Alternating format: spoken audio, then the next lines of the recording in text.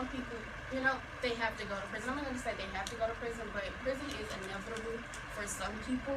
And I just believe that those who commit those secondary crimes, like, prostituting their bodies because they don't have any food, or going to Family Dollar or Walmart and stealing constantly because they can't feed their family, they shouldn't go to jail, because it's not fixing the problem, it's just punishing them, and the problems are going to persist. They're going to keep happening because they aren't given the tools they need to stay out of jail. Which is why I came up with my own personal definition of reform, which means providing all offenders with the resources they need to succeed, not only inside of jail, but outside of jail. And I talked about those offenders who I believe should stay outside of jail. I said that once they're arrested, they should be offered the chance to right their wrongs, because quite often offenders aren't actually given the chance to right their wrongs, especially if it's their first offense.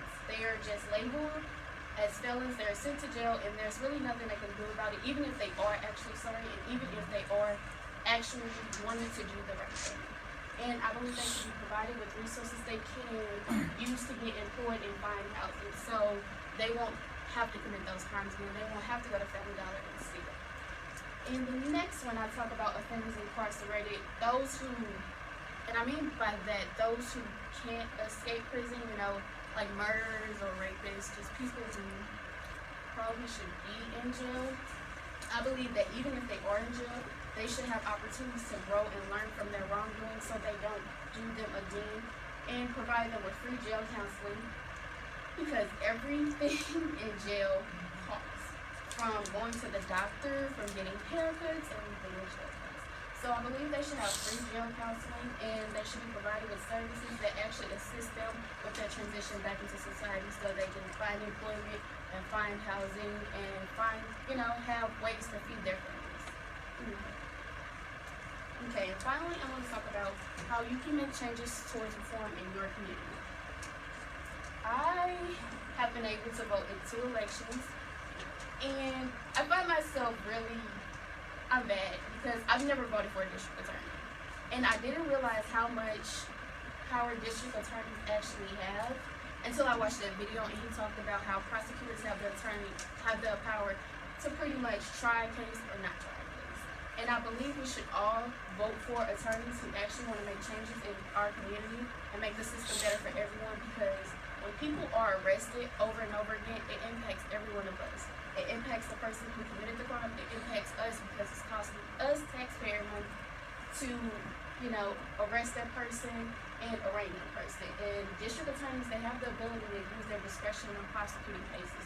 They can choose to throw the book at an offender or not prosecute them at all and give them another chance to right their wrongs and other options. Another thing that I talked about is often overlooked, and it talks about mentoring young people, primarily middle and high school students who don't have the resources that all of us may have been blessed with or may have not been blessed with. But mentoring students is something really powerful that we don't really think about when we think about the prison system. According to mentoring.org, mentoring individuals who are facing adversities and don't have the resources we do decreases their chance of being introduced to the criminal justice system by 41%.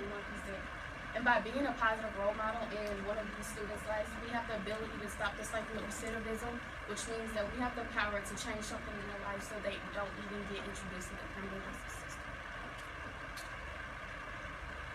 Okay. Like I said, we all have seen the numbers, and hopefully you will agree that this system definitely needs some changes. And I hope by listening to my presentation, we can all agree that we can take action and go out and vote for district attorneys who have revolutionary beliefs, because their job impacts every single one of us. And I hope that we can all be the change that we want to see in the world. By mentoring an underprivileged or troubled youth, it can change their life and stop them from ever seeing this out of the program.